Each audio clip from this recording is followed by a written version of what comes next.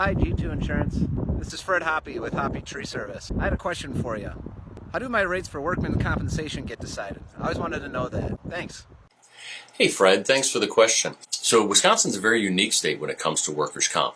We are actually the only state where we have an entity, the Wisconsin Compensation Rating Bureau, that determines what the rates should be for each class code. So the class code is the description of the type of work you do. So Fred, would have guys that are out doing tree trimming, or maybe you've got a contractor who's doing framing work, which is different than carpentry, etc. So they determine all the different class codes, and then they determine a rate for each of those class codes, and it changes every October. And that rate is basically looking at the history of that class code and how it's changed over the years. The state actually sets those, whereas in other states, insurance companies actually set the rates for workers' comp, and then, it's competitive from company to company. So no matter which company you go to here in Wisconsin, you're going to start with the same rate.